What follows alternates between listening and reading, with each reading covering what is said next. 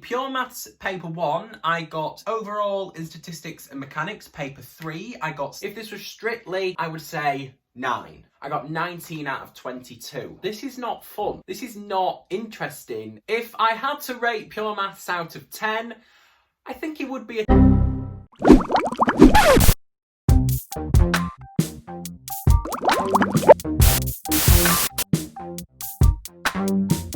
Hello everybody and welcome back to a brand new video. For today's video we're bringing it right back down. In my last video we were making some brownies and we had a lot of fun, but in today's video we're bringing it back to maths and I'm going to be discussing with you my honest opinion to A-level maths. Now before we jump into my experience, I just want to point out a few things.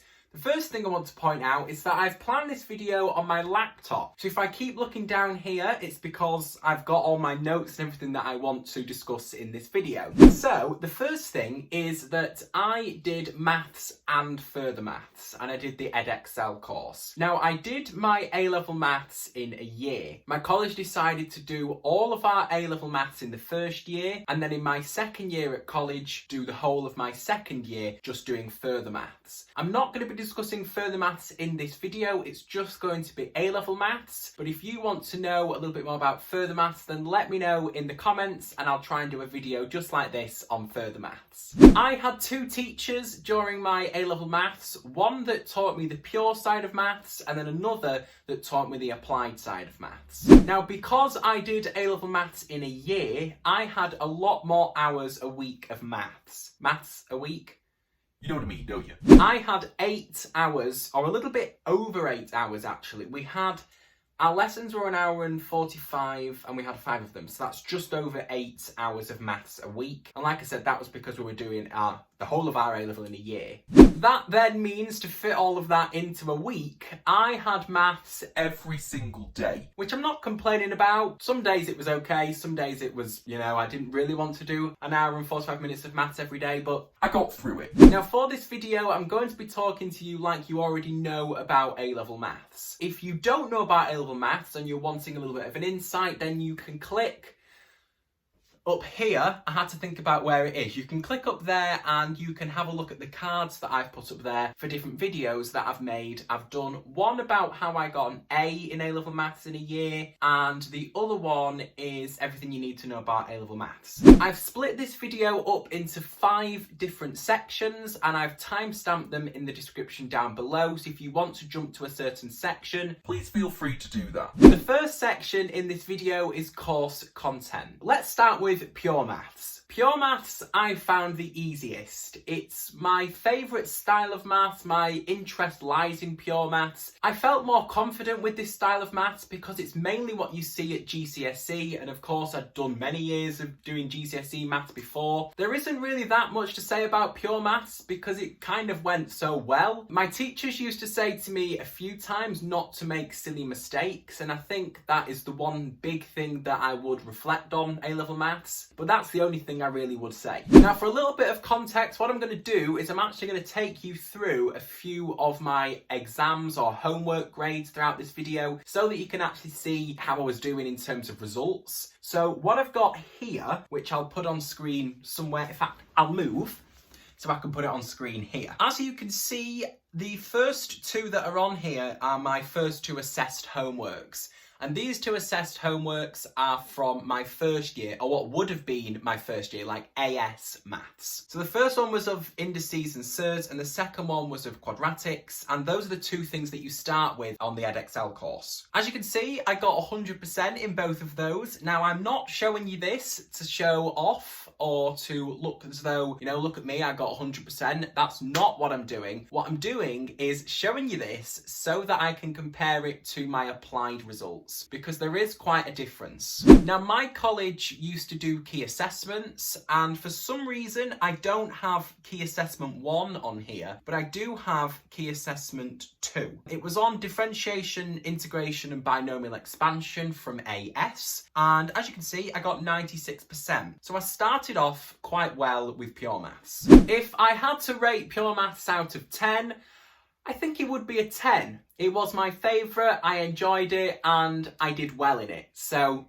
I think it would have to be a 10. Now, applied maths is statistics and mechanics. And let's start with statistics. I enjoyed statistics when I could do it, but when I couldn't do it, then I didn't enjoy it. I think because I really don't like English, it didn't help with statistics because there were very wordy questions in statistics. Now, bearing in mind, I started with that when I started my A-level, or started the applied side of maths with stats. So I thought, this is not fun. This is not interesting. I wasn't really sure what it was all about. However, it did get better. I much preferred second year statistics than first year statistics. Things like hypothesis testing, I enjoyed when I could do it. I just felt like there was more to do in second year and it felt a little bit more understandable, if that makes sense. Again, I'm going to show you my homeworks that I did. I'll move to the side. As you can see, I have two homeworks here from statistics. The first one, I got 39 out of 53, which was 74%. Now, that's not too bad for your first homework. Some of you might think it's terrible. Some of you might think it's very good. I really don't know. I was quite pleased with it, and that was a grade B. Then in the second homework, I got 50 out of 50, which was 100%. So I was quite pleased with that. Then it says KA1, which, like I said, is key assessment one. I got 34 out of 47, which was 72%, which was a B. So I was quite pleased with that because it was the first official exam that we'd done that was marked by our teacher. If I had to rate the statistics side of maths, it would probably be about an 8, maybe a 7. It depends on kind of what day it asked me. If it was a good day and I was doing well in it, then it would be an 8. If it was a bad day and I wasn't doing very well in it, I'd probably say about a 7. Then we move on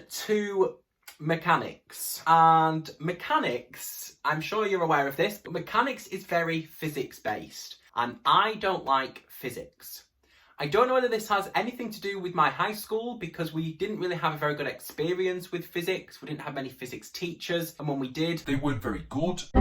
But I liked it when I could do it. I had to work much harder at mechanics than statistics and pure because I had never ever seen mechanics before, so it was a little bit different. The style of questions were different, the topics that you learned were different, so it was kind of like learning something completely from scratch. But a good thing about mechanics is that there were many people in my class that wanted to do like a mechanics degree or engineering and they already did physics, so it was really useful to have those in the class to help me, and I wasn't afraid to say I don't understand, and I did ask if I wanted to because that way I wasn't left behind. I didn't feel like I couldn't ask, and that was one thing that I was really lucky to be able to do. I need a drink.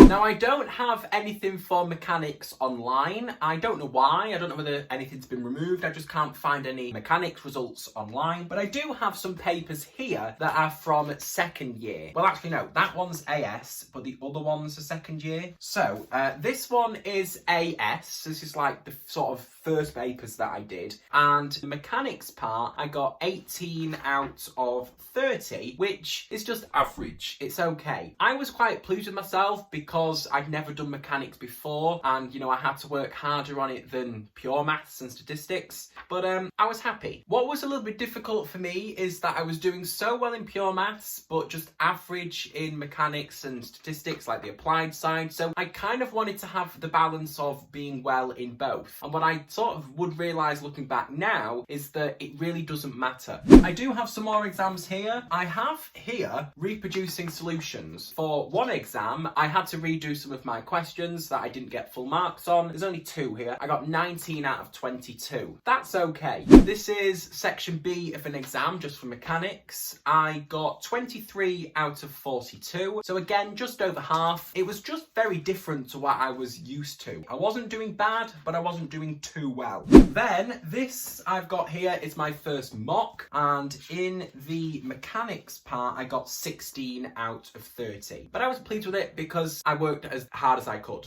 If I had to rate mechanics out of 10, it would be around about a 6, maybe a 7. Again, it depends on what day you ask me, how I'm feeling in the lessons, because sometimes I really got it, sometimes I didn't. The second part in this video is the jump from GCSE. Now, many people say it is hard and that there's a big jump. For me personally, I didn't find it a huge jump. For pure, I didn't actually think there was a jump. I was really slowly introduced to the new topics. You started off with like indices and surds, and then when you got to quadratics, you sort of learned about the discriminant, and that was the only thing that was new. So I don't really think there was a jump for pure maths. For statistics, it was okay. I very quickly got into statistics. We'd already seen things like box plots and averages and data sampling at GCSE. Then when you get into a little bit more statistics, you learn new A-level stuff, but the jump right from GCSE wasn't too big for me. Now for mechanics, we didn't start mechanics until we'd finished statistics. The only jump for mechanics was actually learning the new maths. Because I was used to college by the time we started mechanics,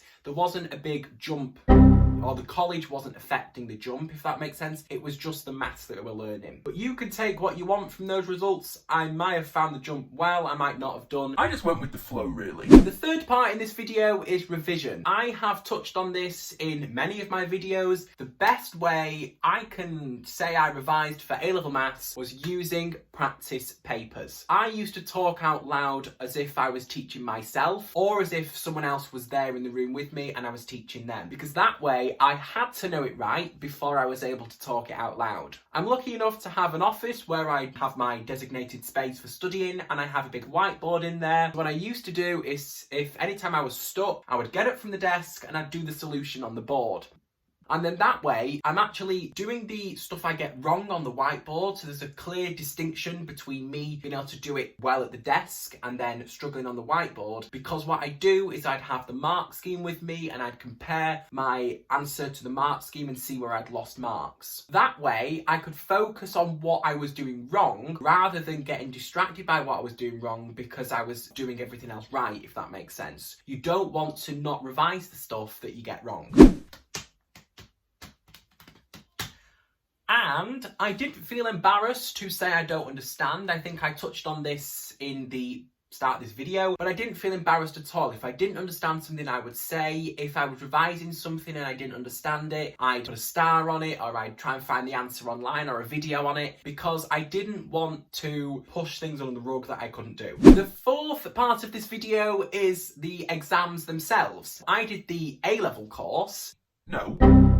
I did the edXcel course. There were 3 papers. There was paper 1, which was pure, paper 2, which was pure, and paper 3, which was stats and mechanics. We did get the breakdown for our exams, and I was slightly hesitant whether to put this online, but I am. Here is my breakdown. Overall, I got 193, and I think the papers are out of 100. Let me have a look. Yes, they're out of 100. You might not think this is very good, but I do. In pure maths paper 1, I got 65 marks, which I was pleased with, and coincidentally, I got 65 in paper 2 as well. Overall, in statistics and mechanics paper 3, I got 63, and the breakdown for statistics and mechanics, I got 38 marks in statistics and 25 in mechanics. As you can see, mechanics was quite low. It was just half marks, but overall I got an A, so I was pleased with that. Now the 5th part in this video is just my overall opinion, basically, and that is that I really enjoyed the course. I liked it when I could do it. I found it difficult when I couldn't, but I had the determination, I had the enjoyment, I liked maths, so I kept on pushing myself and kept going. There is a lot of work, and because I did my A-level in a year, we were set a lot of homework, but I just did it. You know, I'd made the decision to be there, so I knew I put 100% effort into everything I did. Of course, some days it was like 98%. We tried the best that we could do. If I had to rate the course from 1 to 10, it would have to be about a 9. I was going to say 10, but sometimes I struggled and that would have to deduct a mark. So if this was strictly, I would say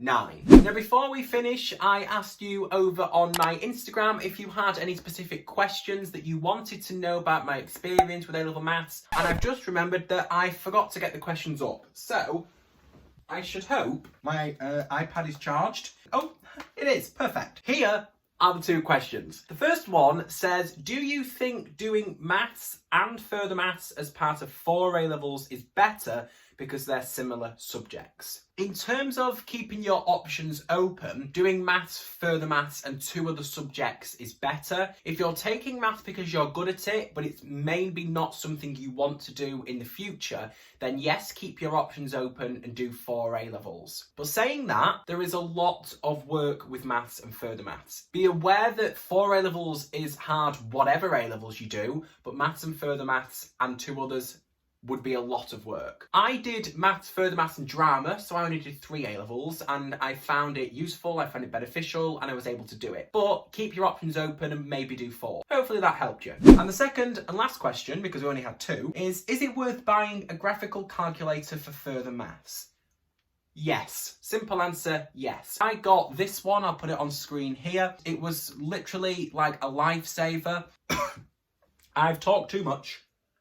They are very, very useful. I had both calculators for A-levels, so I had the Class Whiz and I had the graphical calculator, and I took both of them into my exam. But what you have to be careful is they are not a way to cheat. Like if you are asked to draw a graph, you still have to show your working. You can't just say, I put it in my calculator, this is the answer. You have to use your calculator to help you. There we go. That was my experience of A-level maths. I really, really do hope that you found this useful, you were interested, you didn't get bored, and you're still watching. Hopefully I'm not talking to myself. Thank you so much for watching this video. If you did enjoy it, please give it a big thumbs up. And if you want to know how I found further maths and my honest opinion on that, let me know in the description and give this video a thumbs up, because that way I know to make another video like this, but on further maths. Thank you so much for watching this video. Make sure to subscribe and I will see you very, very soon for another video. Thanks for watching everyone. Bye!